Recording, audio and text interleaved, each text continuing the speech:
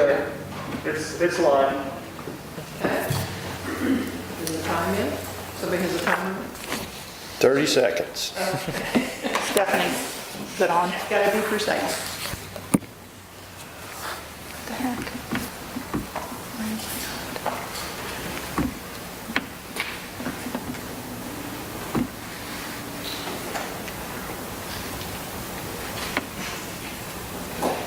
it? Watch pot never boils. Oh.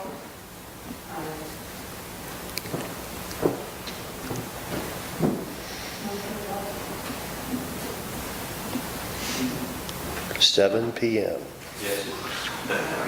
Okay, we'll get started. It's live. Call the meeting to order for the Alexandria City Council meeting for October 15th, 2020. If you would all rise for the invocation. Showing on? Not showing on. Almighty God, grant to us wisdom and compassion in our deliberation and decisions, and help us to be respectful to one another. Amen. Allegiance to the flag of the United States of America and to the republic for which it stands, one nation, under God, indivisible, with liberty and justice for all. Well, good evening to the City Council, and Andy looks a little different today. He's not here tonight, so I get to take over his reins. The first order of business is to accept the minutes from October 1st, 2020. I'll move to approve the minutes from October 1, 2020 with an amendment to the communications, which indicates general election was November 11. In fact, it is November 3rd. Okay. Anyone else? Any other issues that you might have seen? Okay. All in favor? Aye. Minutes are accepted. Okay, thank you, Bob. Okay, the next one is Mr. Duncan. You get to do ordinance and resolutions and proclamation for us. Are you going to skip the visitors? Oh, you're right. I just skipped right over that. Thank you. Just jumped right down there. And Cooper even told me it's going to have somebody there. You go ahead. So tonight with us we have Scott Davenport, who is our code enforcement officer. I know it's been a few months back. We've had so much going on that council had asked that Scott come into a personnel meeting and meet everybody. And since we had that canceled and don't have another one for a while, I wanted to get him in here just so people could see his face, know who he is. He could talk to you for just a second, kind of explain to you what it is he's been doing, and ways that you can contact him if you have any issues with code enforcement throughout the city. So Scott, if you want to come up here to the podium, that way they'll hear you okay. Yeah.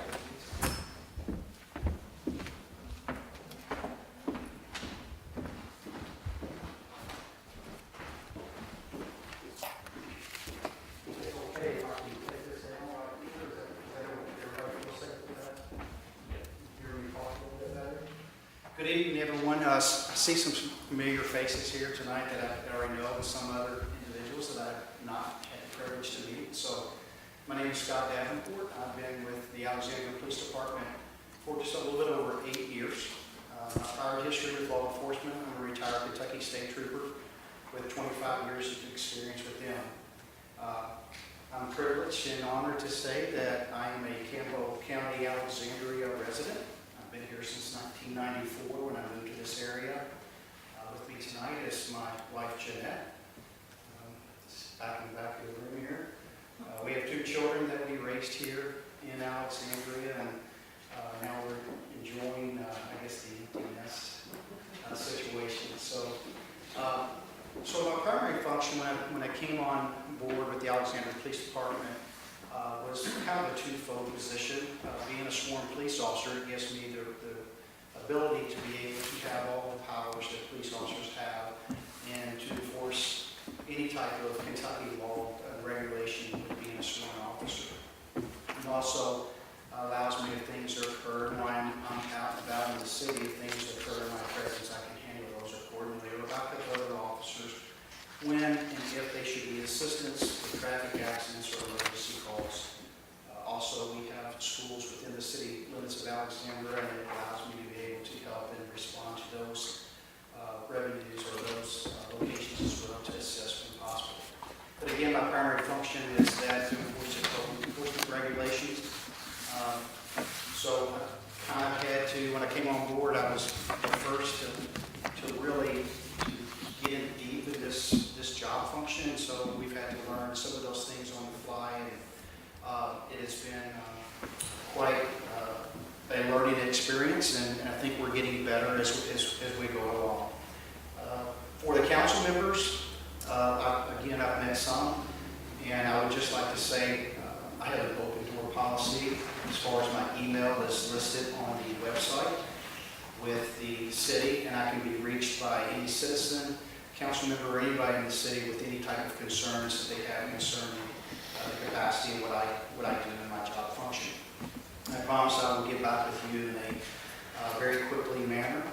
A lot of the times that if you text me or your phone call, it doesn't matter what day or time it is, I'm going to respond pretty much immediately. So I have a direct line with the mayor. He's not here tonight. He can, if he was, he could tell you that when things arise and he brings those to my attention, that I immediately try to respond to him and let him know what's going on with the situation, and to solve those situations quickly. I'd like to thank my chief for allowing me to come here tonight and be able to come before you, kind of introduce myself so you can see my face and see who I am.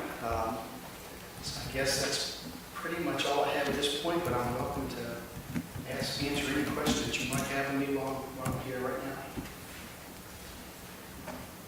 Scott, we have some, and we're not going to mention anybody by names and streets or anything, but we have some serial code enforcement violators in the city. And there seems to be, in talking with Chief Cooper, understanding some of those reasons about why that goes on. What I'm trying to say is understanding. What's our plan for some of these, without mentioning, anyone, but what's our plan for some of these serial code enforcement violators that I guess have just gone on for quite a long time? So what we do if we have an ongoing situation with someone, we have to remember that people have constitutional rights and they have due process.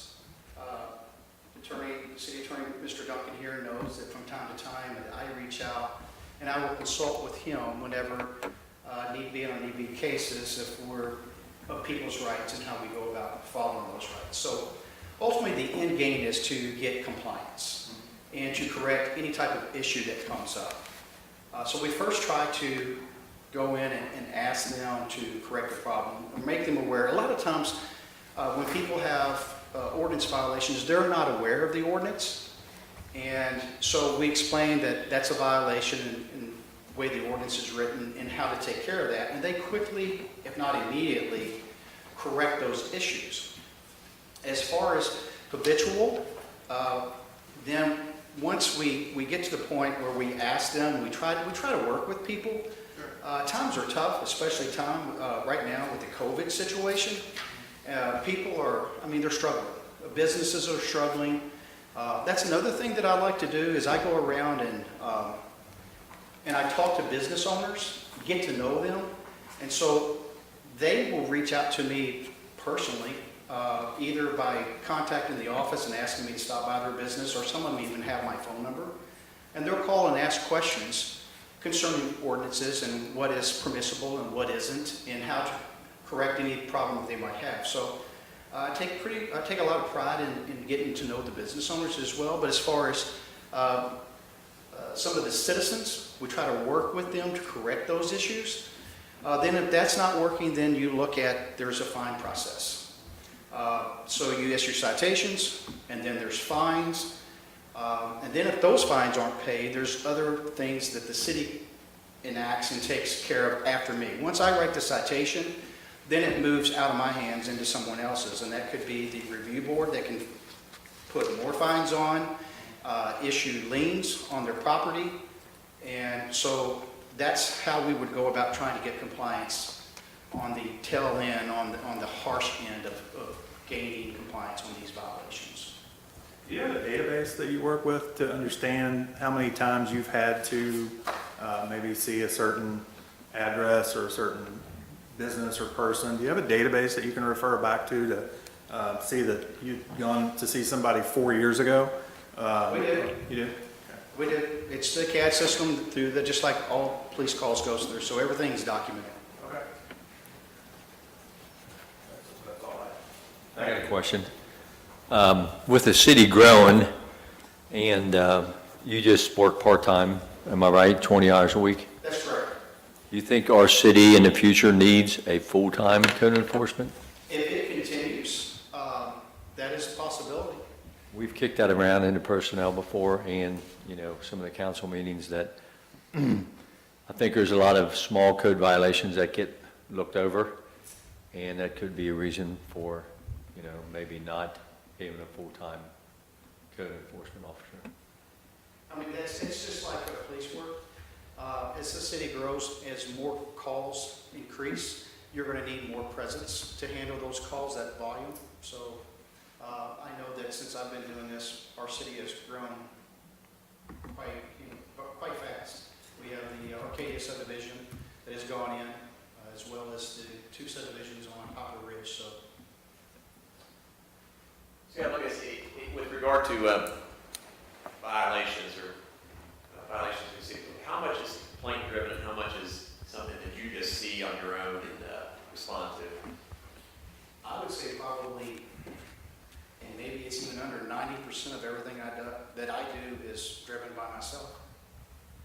That you drive around and Correct. you recognize? Correct. It Because may even be more than that.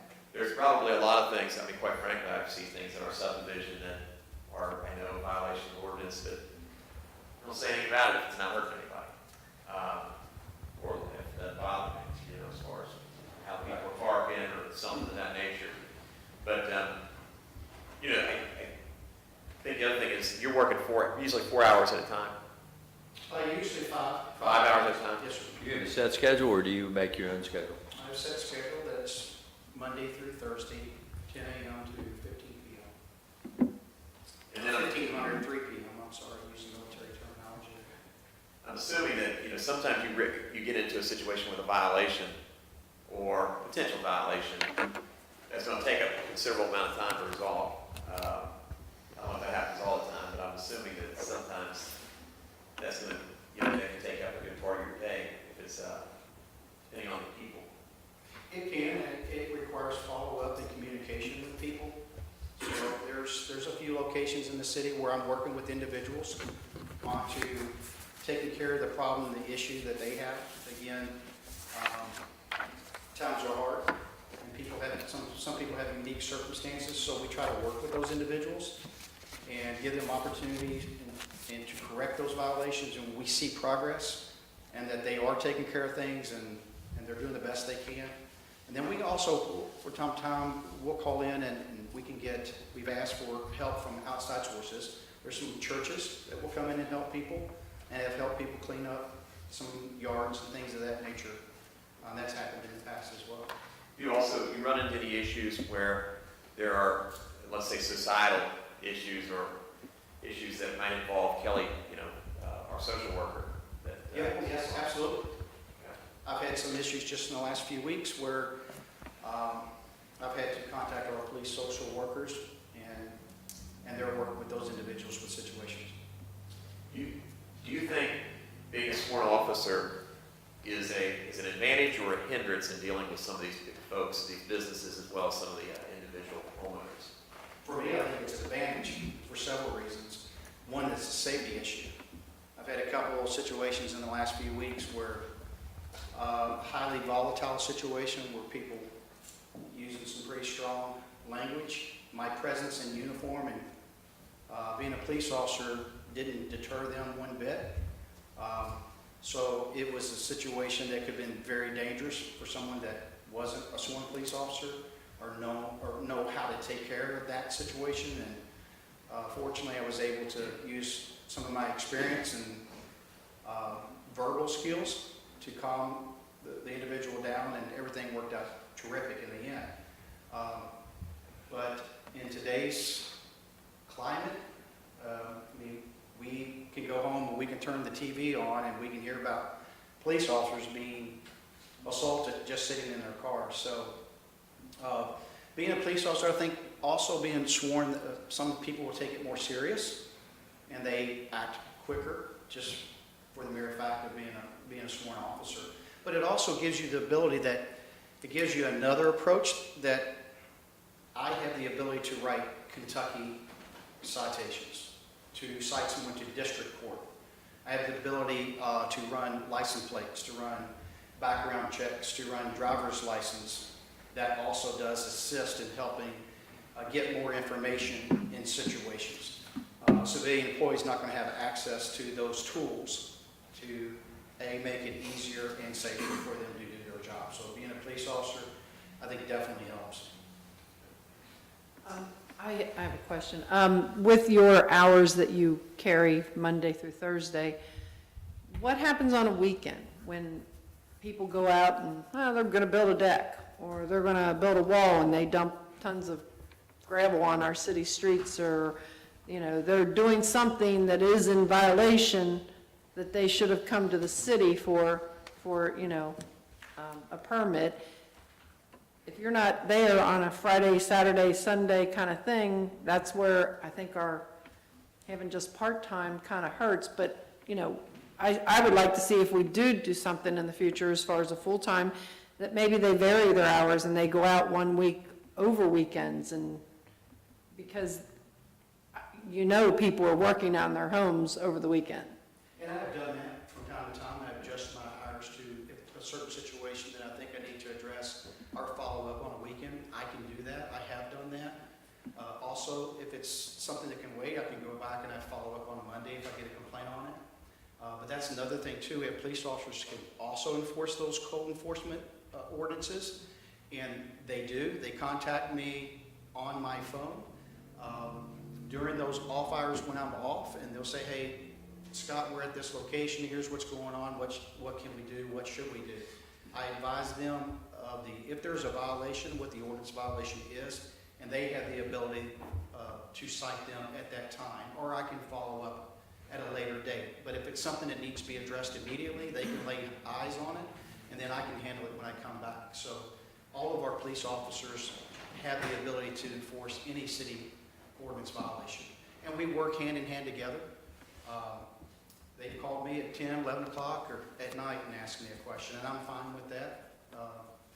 And I want our officers to be able to reach out and ask me any questions that they might have concerning specific ordinance violations.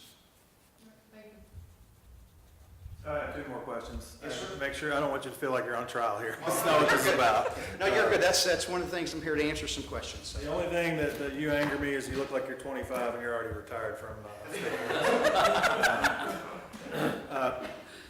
if you could come to city council and ask for one thing to make your job easier, better, what would it be? I think things work pretty smoothly here. I have a direct, open line communication with the current mayor. I did with the previous mayor. I work with the ladies in the office here. Stephanie is here present. Work hand in hand with Carol.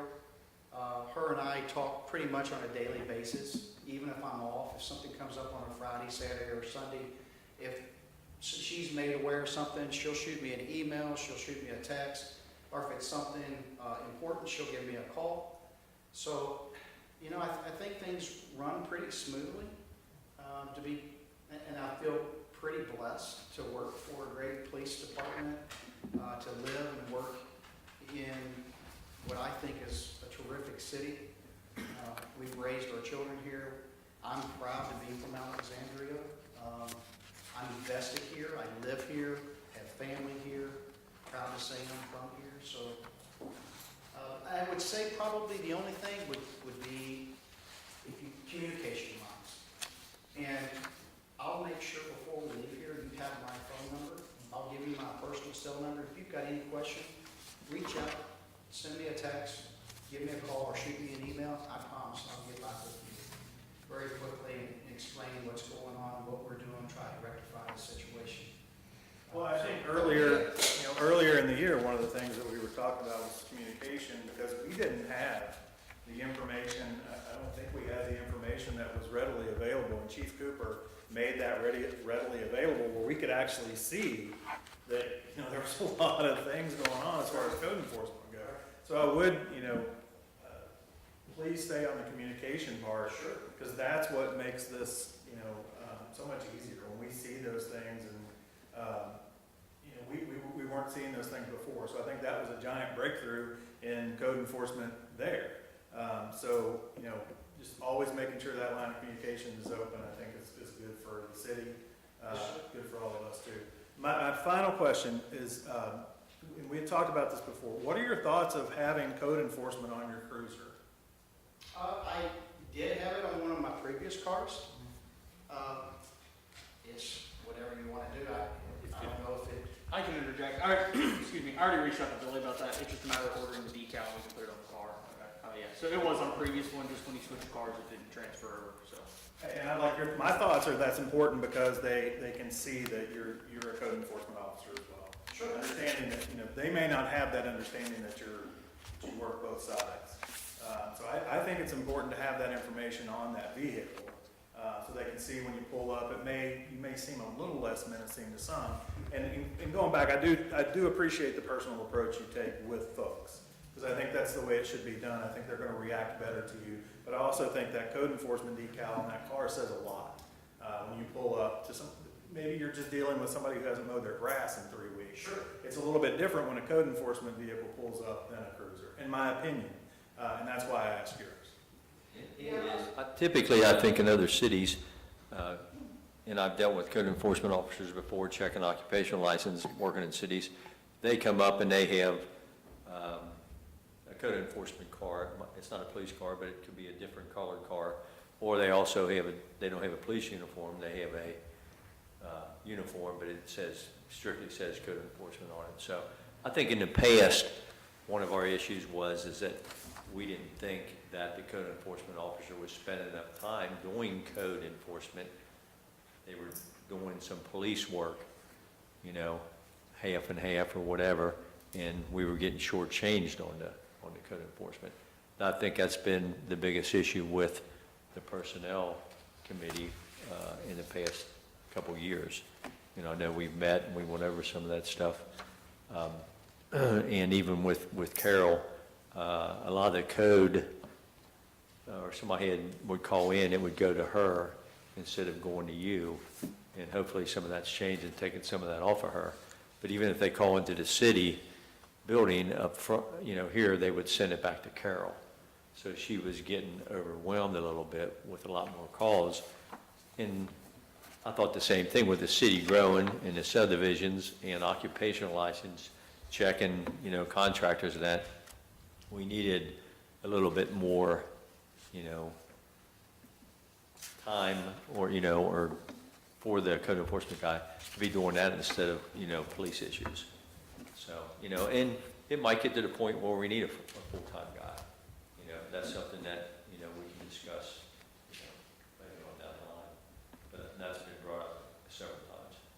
and I think that might have been one of the communication breakdowns too. You said some of the other cities, that's true, their core just say code enforcement, but because they're not sworn police officers as well. So that's probably a little bit where that is the different distinction between those two situations. And then I'm not doing anything different that I haven't done in the last 8 years. I think probably the communication, as Mr. Sparks said, you just didn't know what I was doing. Those stats, all that information has been documented from the time I started here. So it's always been occurring, but you just wasn't aware of the capacity of the complaints and the issues that we took care of on a daily basis. And I think that's helped you all been able to see what goes on, and you just weren't aware of that. Carol and I have always had a terrific line of communication, because sometimes they will, when we do get complaints from outside, they'll contact the city. And so any of the ladies in the office, they know that they can reach out to me by sending me an email or give me a call while I'm working. If I'm off and it's something that can wait, they'll generally send it to Carol and then she'll forward on to me. So we've been able to, after our meeting with Mr. Simon, we've been able to clear up and clarify some of those communication breakdowns, and I think we've done a really good job of being able to take care of complaints very, very rapidly since that time period.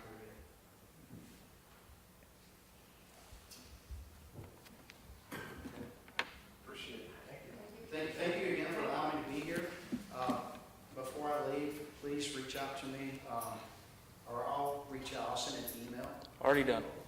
You already took it? Already done. Yep. I sent an email to everybody with this phone number, Yeah, so. don't hesitate to give me a call, or I think Mrs. Neltner also knows that she's had some issues that she's reached out to Carol, and Carol sends them to me, and we take care of those right away, as well as the mayor.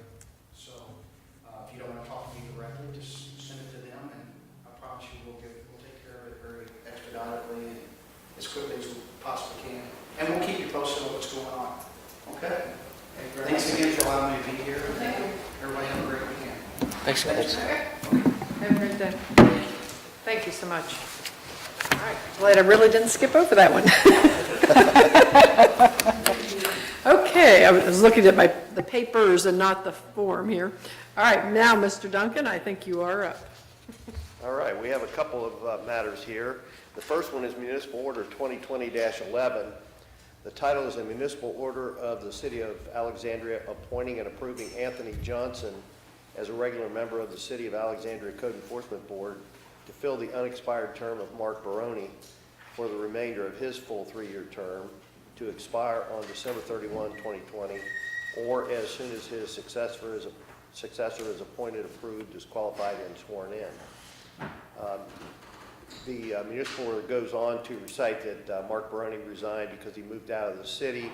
Anthony Johnson is hereby appointed by the mayor, and it's up to you all whether or not to approve him for the remainder of Mr. Baroni's term.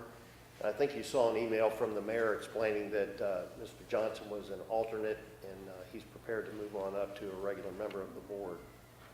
So you can approve the mayor's appointment by motion. I make a motion to approve Municipal Order 2020-11. All in favor? Aye. All right, this next item is not something you need to vote on. It's a proclamation that the mayor put into effect on the 9th. It's Proclamation 2020-02. It's keeping the lights on after school day, October 22nd, 2020. Whereas the citizens of Campbell County, Kentucky stand firmly committed to quality after-school programs and opportunities because they, in some bullet points, provide safe, challenging, and engaging learning experiences that help children develop social, emotional, physical, and academic skills, support working families by ensuring their children are safe and productive after the regular school day ends, build stronger communities by involving students, parents, business leaders, and adult volunteers in the lives of young people, thereby promoting positive relationships among youth, families, and adults, engage families, schools, and community partners in advancing the welfare of our children. Then there are several whereases that recite about the program, Keeping the Lights On After School. I will point out that accompanying this proclamation is a handout that explains the program. And then finally it says, therefore be it resolved that I, Andy Schabel, Mayor of the City of Alexandria, do hereby proclaim October 22nd, 2020 as Lights On After School Day in the City of Alexandria. And be it further resolved that this Mayor of Alexandria, Kentucky enthusiastically endorses Lights On After School and commits our Commonwealth of Kentucky to engage in innovative after-school programs and activities that ensure the lights stay on and the doors stay open for all children after school. And he signed that effective 9th day of October 2020. Jan Johanneman signed it to attest the mayor's signature. So that'll be made part of the permanent record of the city. Sounds good. That's sure nice to get the community center open if we can to the kids that were coming in on Wednesdays. That would be a nice thing to have happen again. Okay, the next thing would be department reports. We have a new clerk this evening, Miss Stephanie. Really nothing major to report. We're collecting taxes, so we brought in about 5% so far. So still coming in. Police report. The only two things I have, we did go ahead and place an order for our body cameras last week, so those should hopefully be here. I think there was about a 4-to-6 week lead time on those, but as also told sometimes they show up in about 2 weeks. Also, I'll just go ahead and cover it while I'm up. In here is the code enforcement report from Officer Davenport for the month. I believe one of the requests last month was to make some notes about what issues were followed up on or something like that. And so if you'll see, Scott's gone through it. If it was a follow-up, he specifically noted that, and then over in the action taken, kind of made some notes about what the original violation was and then when it was corrected or when he followed up on it. So if you guys have any other questions about those, please get with him or with I, and we can address those.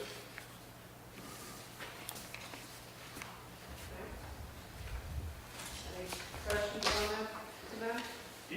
What is unapproved sign when it's not a political sign? We have ordinances that you can't put just any sort of sign up. So a lot of times it'll be, like a yard sale sign or maybe an event coming up that people just put their sign on the side of the road. That's typically what it is. At this point, we do not have a fire department report. Public Works, I saw something from Sam in here. Okay. Oh, yeah, I saw something in here. Oh, there it is. Everyone should have that report from Sam.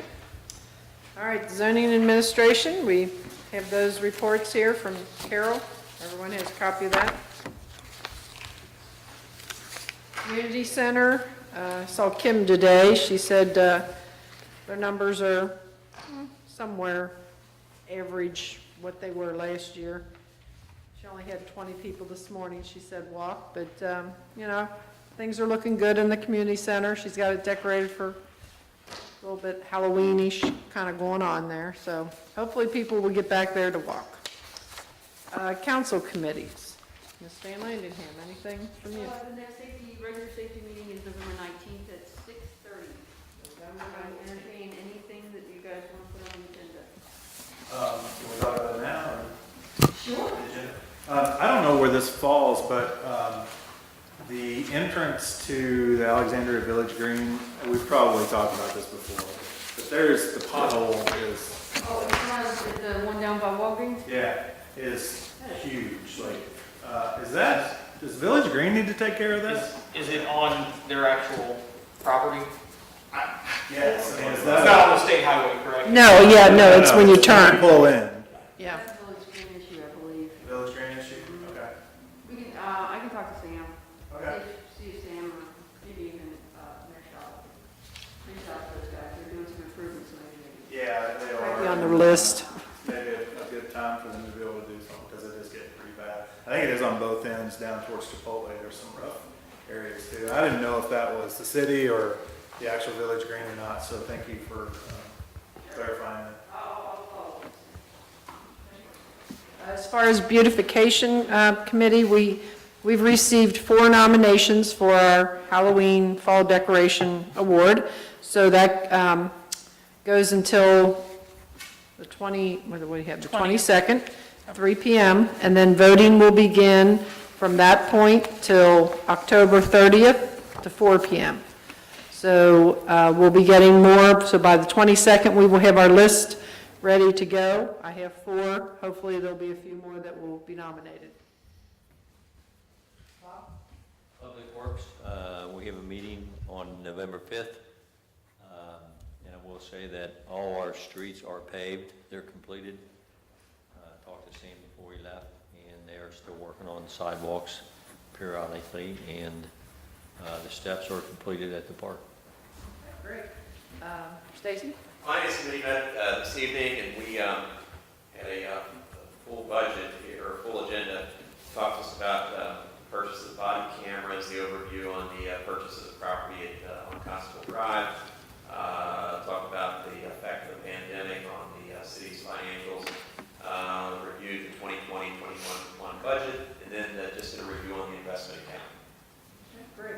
How about you, Mr. Sparks? Yeah, we had a Business Retention and Development Committee meeting tonight. I think the most important thing that came out of that is that we are going to put together a survey that the citizens can, that'll either be on Facebook or our website. The citizens can log into, take the survey on what type of businesses they want to see in Alexandria proper. I think it's important for the community to have a voice in what, we try to lure into Alexandria. Now, that's not specifically the city council's job to do that, but we can make things more favorable for, a business to look at a city like Alexandria. But I think, again, it's very important that the citizens of Alexandria tell us what we want, what we need. I've got a pretty good idea about what those things are going to be as far as set-down restaurants and grocery stores and things like that. But what we'll do with that information is actually put together kind of metrics in a database to try to go after or, talk to some of those types of businesses to get them in Alexandria if in any way possible. But we want to make sure that we're going in the right direction on what citizens want to see. So look for that to be on some source of social media, Facebook, or our website. You can be guided to take that survey on what you would like to see in the city of Alexandria. And that's all. Okay. And to note also, in order to get some of these nice, bigger businesses, we also then need to increase our population so that a company is going to come and put a lot of money into something. They want citizens to also frequent these places. So we've got the beautiful Village Green right now doing some improvements. We have the Burke's and the Harbor Freight and Chipotle, and they've really made some nice changes on their colors on the building. So please go down and visit these places. We need you to, patronize our businesses in order for them to stay here. That's important. Okay, boards and commissions. I don't see anything on here. As far as new business, we have a profit and loss statement. Does anyone have any questions for Joanne on that? Because I wouldn't be able to tell you. If not, okay. Joanne, I know it's been a rough year. Yes, looks great. A bunch of pages there of numbers. Okay, old business. We have our trick-or-treat Halloween will be October 31st from 6 to 8. Can I comment on that? Yes. My comment being, I know some people have asked, and we even talked about it maybe the last council meeting, how to basically get candy to children Social in a distance. safe manner. My thought process is, if people are willing to go out, the dollar store, Walmart, buy the little bags, little brown bags, and they can put the candy in the bags. And again, I know it's not fail-proof because people say, well, maybe it stays on bags and this and that. But, one way or another, you're going to handle something. But if you put it in bags, and you just set it out, for the kids to watch them and said, yeah, take one, and then they would get that. There wouldn't be a lot of reaching in, and it would kind of minimize the contact, so to speak. Or it might be wiser, to be honest, for that person of the household to hand it to them, because then there won't be so many hands. Well, certainly handing as opposed to reaching in. Right, I right. was just thinking with the bags, you got it already, you just grab the bag. Yeah, little snack Ziploc bags would be. Well, that's it. You would didn't be have your bad. brown bag, Yeah. Ziploc bags. Yeah, they got those tiny little snack size. Yeah, I think that's just a good idea. Now, a small subdivision like ours, that's really easy to do, because we're not going to have any kids. And there might not be as many this year. I don't think there will be as many. Yeah, But, exactly. just I a thought. overbuy anyway. That's a good idea. I like that. I've seen some things where people have built PVC pipes down from their door. Yes. Oh, yeah. Stuff through. I've seen a couple catapults. Just to make it fun for the kids. That would be fun. Yeah, something like that. On the run. Yeah, exactly.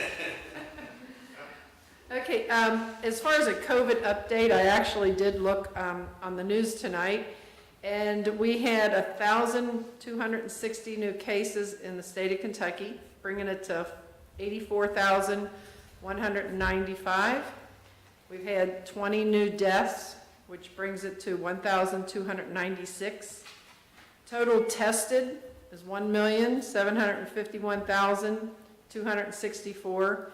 And our positivity rate has gone up to 4.94. So I know our governor is asking Kentucky to please be more careful, to a little more social distancing, wear the mask. So I just wanted to pass that on if no one got to see that tonight. Okay, Mayor and council committee, or comments. Ms. Van Landenham, anything? Nothing? I'm good. Mr. Simon? Yeah, I'm going to talk about the property a little bit. It is in now our possession, the building.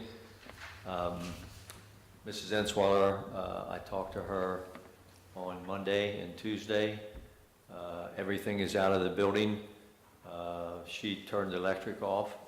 The city has put the electric in the city's name now, so we have access. She dropped the keys off to the building, so we have access to the building. I emailed Andy and Sam both to let them know what was going on, and that's kind of where we're at right now. And she's very happy that the city purchased the property. Good. That's nice to see that. I'm glad we've got a happy customer. Mr. Grass? The only thing I would say is, everybody just be safe. There's kids gonna be out. It'll be Saturday night this year for Halloween. Should be a good time. But just be careful driving, particularly, because it's dark. 6 o'clock, October 31, it's gonna be dark when these kids start. And you just gotta pay attention. Hopefully we have good weather today. Yeah, absolutely, that's a Saturday night as well. So, I think we're having a full moon too. Yes, the second one. Good. That should be fantastic, but I have nothing. Okay. Do we know anything about a time change? When is that happening? I think that night. That not, okay, so Sunday, oh, okay, so it's changed, wow, we're getting hit all at once. All at once. I think it's important to point out for the citizens too that the surrounding cities are doing it at relatively the same time. Right. We shouldn't have another Halloween. An overload. Crazy. Okay, we have our future meetings would be the planning and zoning is October 20th at 7 p.m. And the Parks and Rec will be November 5th at 7 p.m. As far as communications, the Campbell County Cleanup Event is this weekend, the 16th and 17th. So if you have some items, I'm pretty sure they're asking you to unload them yourself. So please look on their website to see where and what they are accepting. Certain sites are only accepting certain things, I do know that. It's on our website and our It's on ours Facebook too. page. Okay, yes, so check our website out. Okay, can I ask a question about Park and Rec? Are they meeting, where are they meeting at? Because that's a Thursday night, the first Thursday of November. Wednesday. Yeah, it'll be a Wednesday. Oh, it's a Wednesday? I look behind you. The 5th is a Thursday though, so. That's a Thursday, yeah, so that's what I Okay. said. So then So I that, think it's a November 4th. Before. so, okay, well, that's a typo then. Okay, so it should be November 4th then. Correct? Okay, all right. Deadline for the nomination for the Fall and Halloween Beautification Award is October 22nd at 3 p.m. We have the Drug Take Back Initiative on October 24th from 10 to 2, and that will be at the community center? Yes. So if you have any old drugs, things that you need to get rid of, they're not taking liquids. Do we know where to take the liquids, though? I do not have an answer for that. I know in the past we've been able to get some chemical material that will like solidify liquid medicine, but we can't always get our hands on that kind of stuff. Maybe calling a pharmacy, they might be able to tell you where you could get something like that. But we get them donated to us every once in a while, and they're gone pretty quickly, I think. Because I know I know some NyQuil or whatever Yeah. that's probably expired that I probably need to get But rid of. I will say, to add on to that, so I think we're going to do it a little bit differently this year, to try and make it safe for everyone that wants to participate. I think we're just going to have it set up at the awning at the community center, so you can just drive through. The drop box will be there. Our officer and Kelly will be there inside the building, watching in case people need them or anything or have any questions. But yeah, it'll be very safe. You can just drive through, drop it off, and go. So. Okay, great. And also, I want to mention, I'm not sure if the community is totally aware, that underneath that awning is a safe place to meet if you are selling, exchanging things for people that maybe you don't know. And you can meet under there. It is videoed. We have it on camera. So that's a place to look at in case you want to meet instead of like in the parking lot of Walmart or whatever. Yes. The community center is a good place to go. And I know they got little green signs out on 27, but they are hard to read. but I just wanted to mention that since you were talking about the drugs going, pick up for that. Okay, and then last but not least is our November 3rd general election. If you have not voted early, make sure you definitely get in on that day to go vote. I think it is our normal polling places that are open, but if you wanted to vote early, I think you have to go down to 11th and Monmouth at the fiscal court. 1098 Monmouth. What is it? 1098 Monmouth. 1098, so that's the fiscal court, not the big courthouse down in Newport. So if you want to go vote early. Yeah, I heard that. My sister actually went down and said it was really easy. Ballot, fill it out on. Yeah, I heard that, so. I believe so that's good. through November 2nd. For early voting, November 2nd, okay? All right. Well, have anything else that anybody wants to talk about? Go in there? All right, motion adjourned. Good luck to those of you guys on the back. Yes. Thank you. Yes. Remind people that I'm- As long as your signs don't get ran over again. I noticed it one day. Well, you know, I said, I put